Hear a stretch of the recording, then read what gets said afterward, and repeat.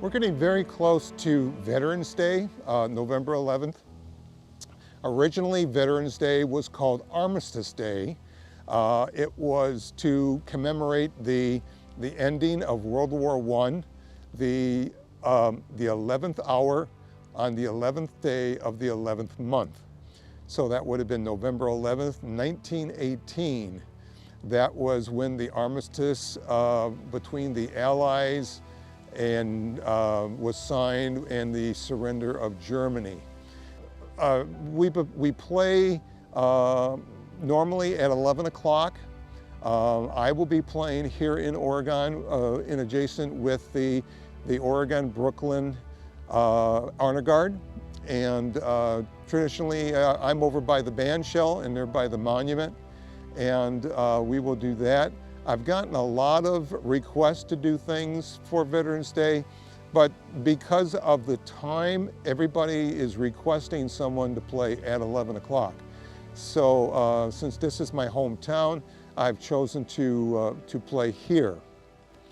A little bit about Bugles Across America, which is the organization that I belong to. I happen to be the Wisconsin State Director for Bugles Across America. It was formed in about 20 years ago by a gentleman by the name of Tom Day. He lives in a suburb of Chicago, at Berwyn, Illinois. And the organization was formed in order to supply an authentic version of taps for fallen veterans. And because there weren't enough people to do this out of the military, he started to get people either were former military or musicians, and formed an organization, and there's thousands of members of Bugles Across America. I have almost 300 on my roster in the state of Wisconsin. So we get a lot of requests either from the family or the military if they don't have a bugler. Sometimes a funeral home. I'll get phone calls from different veterans organizations, VFW, American Legions, if they don't have a bugler. In the case of not being able to have a bugler, what they use is what's called a digital horn, which is basically a look-alike instrument with a recording device in the bell. So we try to show honor to this veteran at this time by an authentic version of taps, and that's what we're all about. Little story about taps. The song that you know as Taps, which includes 24 notes, was conceived by a General Daniel Butterfield in 1862 during the Civil War. His regiment was stationed along Harrison's Landing in Virginia. He was part of this Peninsula campaign that was devised by George McClellan. Butterfield, he was a kind of a musician of sorts. He didn't know how to write out music, but he heard a lot of things. He used a lot of bugle calls because at the time, most commands, obviously with all the noise with musket fire and cannon fire, you couldn't hear audio commands at all. And a lot of it was being done on drums. Well, at the time, the drums that were being used are nothing like the drums that you would see today. They're much larger and a lot deeper sound. And at times, depending on what it sounds like, if there's a number of drummers playing at one time, it might sound like musket fire going off.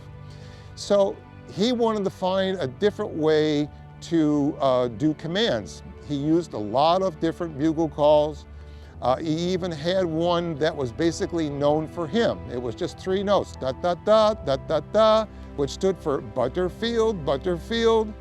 And at the time, to honor the fallen, for the days fallen during the Civil War, a lot of times what they were doing is they would do a rifle volley. Well, the opposite side thought they were commencing the battle again. So he came up with a tune. He had this tune in his head that he wanted to have played on a bugle. He didn't know how to write it down though. So he brought over his bugler, which the name was Oliver Norton, and he would sing it to Norton, and Norton would play it and then notate it down. And that's how taps came about. It became pretty popular, even though the opposite side, the Confederate side, started to use the same bugle call. And that's how this originated. I participated in 2012 at Arlington Cemetery, which was called TAPS 150. It was the 150th anniversary of TAPS. During that week, there was also ceremonies at Harrison Landing and in Washington, D.C. And the ceremony at Arlington, we had over 250 buglers doing taps simultaneously. It was quite moving, and we also got to go to other places during that day at the cemetery and play taps if we wanted to, as long as it was during a certain time. And it was on a weekend, so there weren't any burials going on at that time. I've been playing taps with Bugles Across America since 2000. I'm from Illinois, moved to Wisconsin 2 years ago, and I help out by playing taps with the Oregon-Brooklyn Honor Guard, along with Misty Johnson. And during my time of playing taps, I've had the honor of playing at a lot of famous locations. I would do the memorial service for downtown Chicago. I've played at Arlington, Virginia at the cemetery. I've even played at Pearl Harbor at the memorial for the Arizona.